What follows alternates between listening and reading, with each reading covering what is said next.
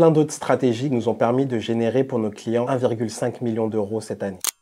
Et ça, on en reparlera dans un autre épisode.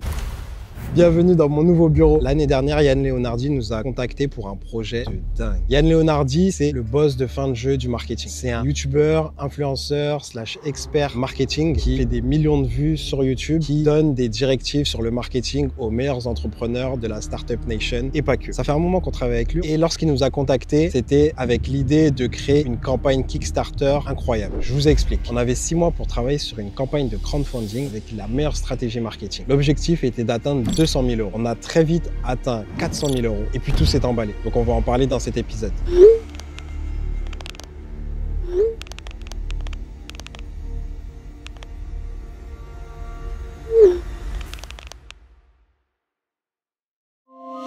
A pair of scientists in Neuchâtel, Switzerland are cooking up something special. They're working on a top-secret project to bring cutting-edge healthcare technology to everyone. Attends, pause. Oui, c'est bien cette vidéo qui nous a permis de générer 1,5 million d'euros cette année. Mais revenons au commencement, bien avant que Yann Leonardi ne nous contacte pour cette campagne de crowdfunding incroyable. Ça va être une masterclass, croyez-moi. Je suis Valdine Zembele, expert en stratégie de content marketing et entrepreneur dans la tech depuis 5 ans. J'aime bien prendre l'analogie de Naval Ravikant pour expliquer ce que je fais. Naval dénombre 3 leviers d'enrichissement. Le capital, banque, levée de fonds, love money. Le travail, humain, échange de temps contre argent. Et le code et le média, les nouveaux leviers modernes. Code et médias sont des leviers qui ne nécessitent aucune permission. Vous codez une fois et gagnez plusieurs fois derrière. Et comme il le dit, si vous ne savez pas coder, écrivez un livre, un blog ou enregistrez des podcasts ou des vidéos YouTube. Créer du contenu média génère des clients, des opportunités et de la visibilité pendant votre sommeil. Ces 2 leviers sont scalables, donc décorrélés de votre temps. Et c'est ce que je fais pour mes clients. Créer des émissions, des podcasts, des séries, donc du contenu, et développer des process pour automatiser le tout grâce à la tech. Sur cette vidéo, on va donc parler business, growth marketing et liberté financière.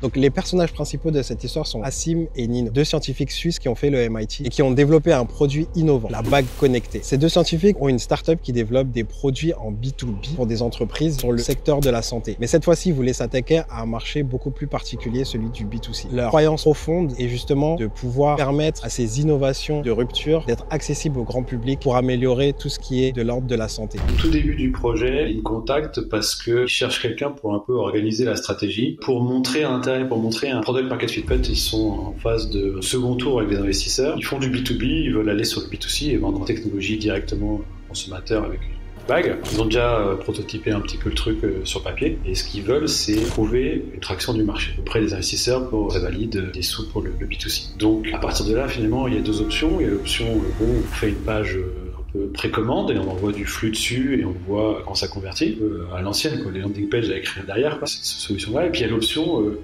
crowdfunding, parce que crowdfunding, si on le fait bien, on peut débloquer d'autres leviers de croissance. On est parti sur cette stratégie crowdfunding. Après, il y avait 2 choses à faire. Premièrement, établir une stratégie de branding et deuxièmement, après, préparer toute la logistique d'une campagne de crowdfunding, qui est un jeu très spécifique, qui se prévoit à l'avance, qui est déjà réglé comme du papier à musique. Au départ, c'est un marché où il existe plein d'autres acteurs. Il y a une sorte de petit boom à ce moment-là de la bague connectée. Oura, qui tient le pavé depuis 2016, qui est une boîte scandinaves, ils se sont mis en tête de devenir le Apple de la bague connectée. Et derrière, il y a plein de petits acteurs qui pop. Donc la première chose à faire, c'est de se dire en fait comment on peut avoir des éléments de différenciation dans cet écosystème-là, quoi. Parce que si on veut fédérer autour d'une aventure entrepreneuriale et une promesse, alors que des crowdfunding sur des bagues connectées et il en sort tous les mois, il va falloir être un peu différent, quoi. Donc moi je fais un travail là de branding, c'est-à-dire que je vais chercher dans l'ADN existant des fondateurs, je cherche aussi côté marché, qu'est-ce qui se fait, là où il y a des opportunités, et ce qui manque c'est la partie marché pur. Et pour la partie marché pur, eh ben, il va falloir aller à la pêche aux infos, voir quelle audience réagit le mieux par rapport à quelle proposition. Et pour ça, bah, du coup, moi je fais appel à Jordan de Bulldozer parce qu'ils ont une offre de test de product market fit, en fait, des landing pages avec des propositions de valeur, on cible des audiences spécifiques en utilisant Facebook Ads et on finit par identifier qu'est-ce qui réagit le mieux, là où il y a le plus d'engagement, là où il y a le plus de conversion, tout ça.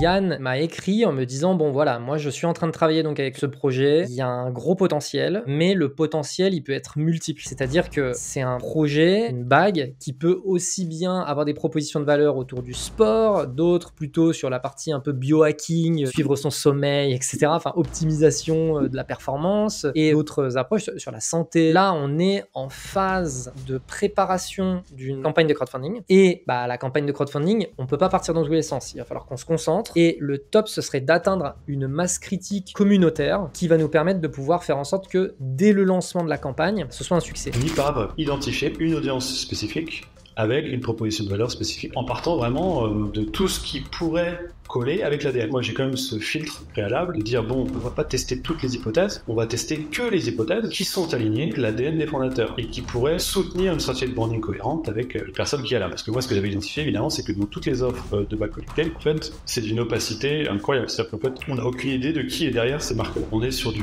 marketing à l'ancienne avec des valeurs un peu bullshit, on voit pas ce qui se passe, tout ça. Donc en fait moi assez rapidement j'avais compris que l'intérêt c'était de montrer les fondateurs. Nino and I met at École Polytechnique Fédérale de Lausanne, also known as the Swiss MIT. Nino is my business partner. We hit it from the start because we're both driven by the desire to have a positive impact through innovation and creativity. Moi, je vois là évidemment des éléments de différenciation, des éléments pour augmenter la valeur perçue, pour rassurer sur la techno. Et donc il faut que tout ça s'aligne avec les hypothèses potentielles testées dans les sprints. Ce qu'on veut, c'est atteindre une taille critique communautaire, s'assurer que dès le premier jour, ce soit une réussite, et aussi identifier quels sont les messages, quelles sont les propositions de valeur, quels sont les canaux qui vont nous permettre de driver la croissance de ce projet. Et donc nous, en fait, on a identifié le plan, il nous a mappé, tu vois, toutes les différentes propositions de valeur, etc. On a essayé de travailler un peu sur un plan d'action, et après, nous, à partir de ce moment-là, on s'est dit, ok, en fait, clairement, les leviers sur lesquels il faut capitaliser, c'est des leviers de canaux d'acquisition payants, de Meta, par exemple. Il faut absolument travailler sur des landing pages pour générer de la précommande en amont, etc., etc. Et donc ça nous a permis d'identifier, ok, il va nous falloir un designer, un intégrateur web, quelqu'un qui s'y connaît en Meta Ads, etc.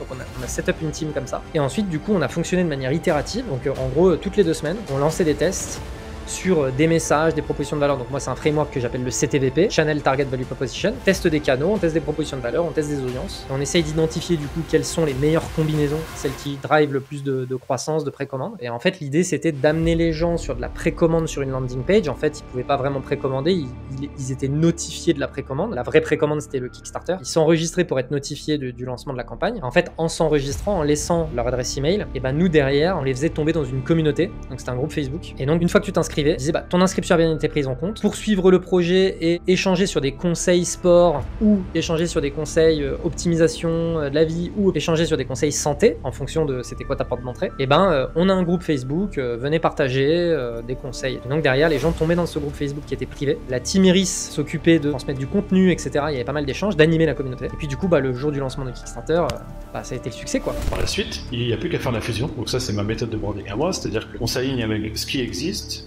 l'ADN des fondateurs, en partant d'un ADN exhaustif, et finalement on va récupérer que ce qui nous intéresse d'un point de vue ADN fondateur, qui est aligné avec ce que recherchent les gens dans l'audience cible. L'élément le plus important par la suite, ça va être d'exprimer tout ça dans une seule page, qui est la page du Kickstarter.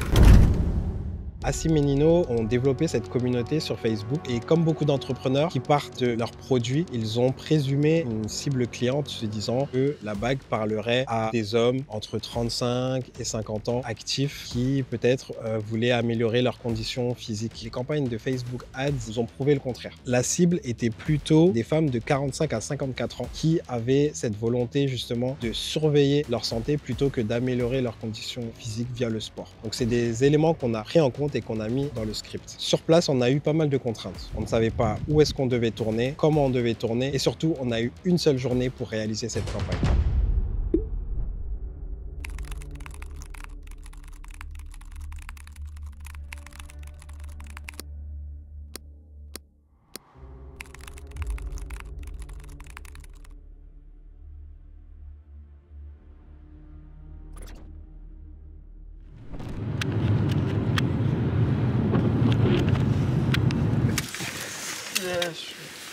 Ça va être chaud là. Il a l'air gentil l'elfe. Non, le lutin, je sais pas trop. 5 5,45 €. Ah, ça fait cher au kilo quand même. Ah, c'est consistant de ouf. Il y en a encore? Ouais. Vous en voulez un? Non, merci. Non, vous êtes sûr, hein? Les gars, ça t'a coûté combien? 3,90. Hyper rentable. Il n'y a plus de place sur la carte mémoire. William, dans son milieu naturel, tente désespérément de télécharger Call of Duty. T'es pris aussi. Oh merde. Le narrateur, par la caméra. Et le troisième, à l'étage. Ça te rappelle quelque chose?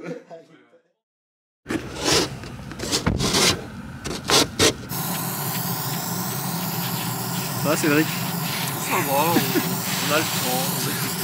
On dégivre, on devait pas du tout partir à 7h30 et il est, ça fait pas le point, mais il est 8h03.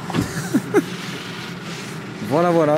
Donc messieurs, où allons-nous en ce premier jour de tournage et dernier jour de tournage?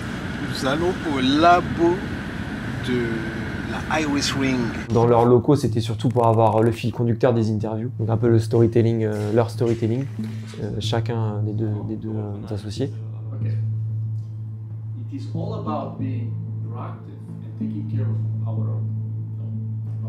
Et après, à côté, c'était tout ce qui était du b-roll, donc des images un peu pour alimenter leurs propos et dynamiser. C'était ça qui était hyper cinématographique. C'était tout ce qui était b-roll, quoi.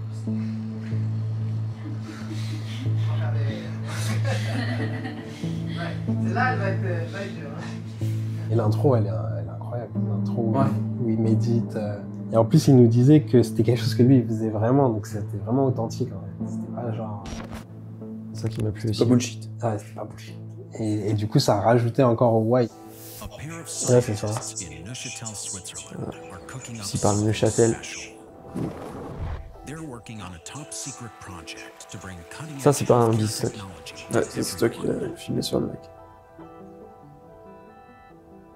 Nino and I met at École Polytechnique Fédérale de Lausanne. Donc là, c'est storytelling de leur rencontre. Swiss MIT.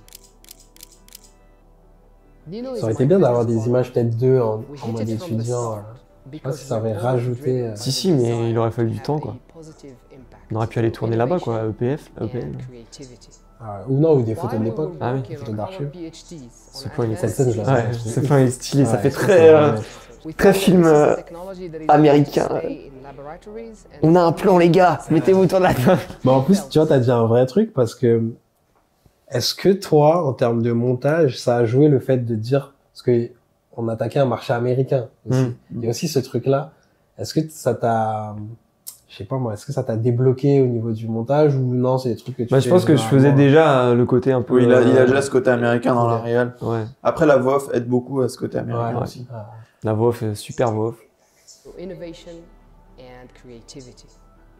While we were working on our PhDs on advanced CMOS image sensors and advanced EPG sensors, we non, thought that on l'a fait vraiment à la dernière meant minute. to stay in Avec toute la laboratories team. and only be used in scientific environments. Et Yann We la voulait felt pas cette... that Ah, il la voulait pas. Oui, il y avait cette histoire qu'il voulait l'enlever. Ouais. We started this project to make that happen. Il reçoit l'appel. Quel acteur. Hello? Même ce plan est stylé quand même.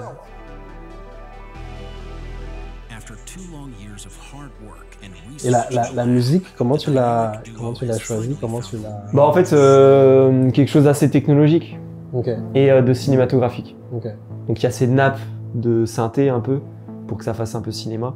Mais on reste sur du synthé parce que c'est un produit technologique, j'allais pas mettre des violons. Ouais. Non, ça marche, ça marche super bien. Ça marche bien avec la voix aussi.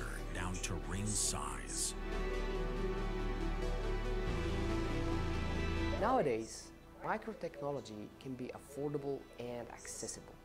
That is the opportunity. Je pense que ça a crédibilisé à mort la vidéo pour les gens qui allaient sur Kickstarter parce qu'en général, les niveaux des vidéos, c'est du fast cam. C'est clair. Et là, on est sur un produit de luxe quand même, qui coûte cher. Tout ça, c'est des éléments un peu de réassurance, quoi. Ça, tu te dis, ah ouais, ok, les mecs, c'est pas des avec le néon de leur couleur de Bren derrière.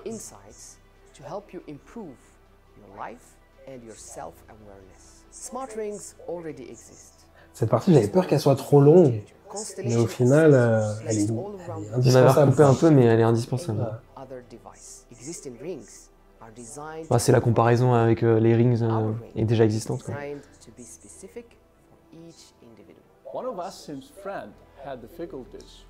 Ça c'est le use case un peu. She established a bedtime routine, helping to signal to her body when it was good time to wind down and prepare for sleep. Il y a déjà cet esprit comme si la bague était déjà réellement, qu'elle existait et que ça fonctionne. Ah oui, il faut préciser que le produit, il n'existait pas encore. Il n'existait pas encore. Donc il a fallu faire avec des prototypes sans... Mais du coup, ça crédibilise la vidéo et comme tu disais, ça évite les arnaques. Enfin, les gens pensent pas à une arnaque quand on voit ça. C'est hyper sérieux. C'est là où tu vois qu'avec rien, en fait, tu peux créer une arnaque. Parce que là, si on n'avait pas créé le produit et qu'on faisait des vidéos comme ça... Oui, c'est vrai. Tu prends un mec pour faire la vidéo si tu te connais en vidéo. En plus, avec les plans 3D qui rendent super bien. Oui, ça, si c'est une arnaque, c'est un peu beaucoup de travail pour rien, les plans 3D. Oh. Tu sais, si tu veux vraiment, c'est une grosse arnaque. Il a une idée. On en parle en haut. Let's make it together. Celle-là, on l'a réduite parce qu'elle était très gênante. Ce plan-là était gênant. On aurait mis un sound design différent. Et c'est ça le... Ah mince. La partie 3D là, de Louis. Ouais. Et il y a eu une autre avant aussi où on voyait la bague.